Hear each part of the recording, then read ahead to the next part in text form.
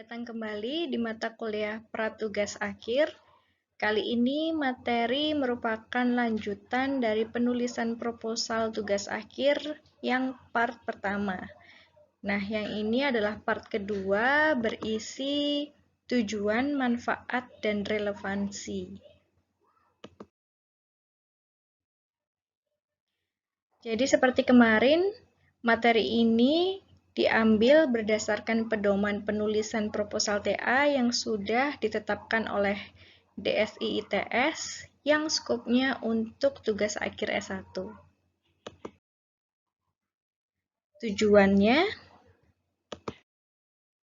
Tujuan berisi uraian tentang hasil yang akan dicapai atau jawaban dari permasalahan penelitian. Jadi kemarin yang di materi sebelumnya kita ingat kembali bahwa permasalahan TA itu bisa dituliskan ke dalam dua bentuk, yaitu bentuk yang deklaratif dan bentuk kalimat tanya. Nah, tujuan TA ini isinya adalah jawaban dari rumusan yang sudah kita buat. Ini kita flashback lagi, jadi kemarin kan judulnya ini ya, Desain dan Implementasi Knowledge Base Sistem Pakar untuk Personalisasi Prediksi Risiko COVID. Kita ambil yang kalimat tanya, bagaimana mendesain dan bagaimana mengimplementasikan. Lalu kita buat jawabannya sebagai tujuan TA.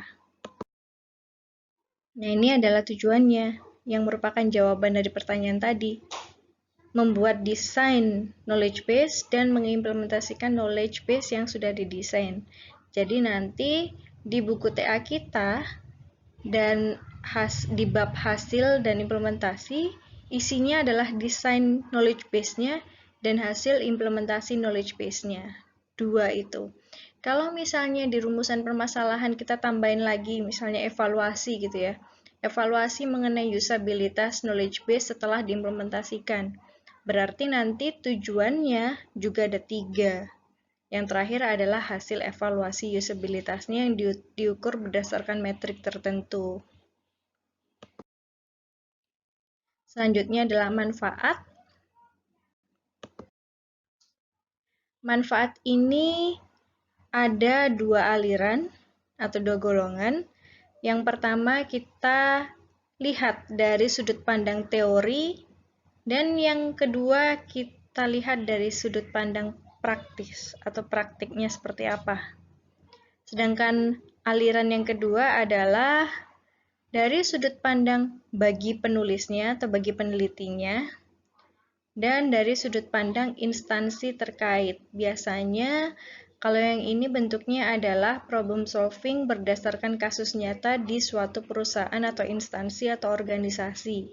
Jadi kita jelaskan manfaatnya untuk instansi tersebut kalau solusi yang ditawarkan di TA ini diimplementasikan beneran.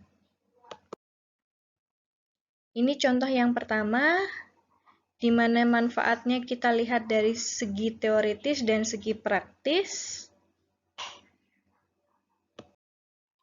Lalu ini contoh yang kedua dari sisi peneliti dan sisi instansi terkait.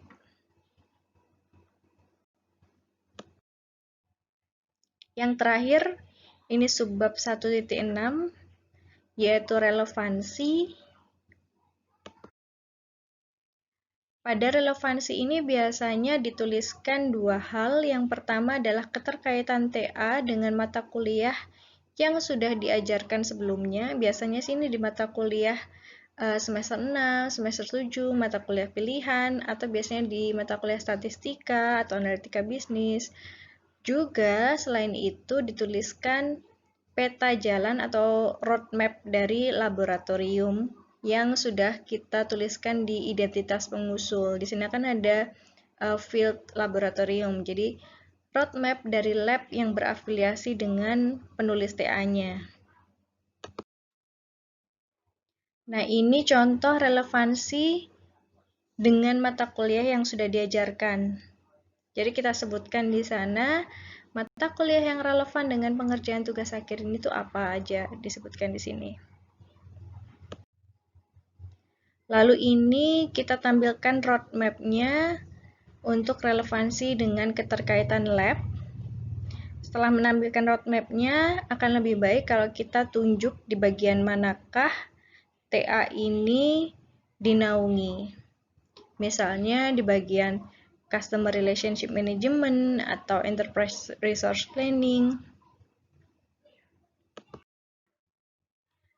Nah, itu adalah singkat saja ya materi yang part 2 ini karena memang isinya cuma 14, 15, dan 16. Berikutnya nanti akan ke bab 2, yaitu tinjauan pustaka.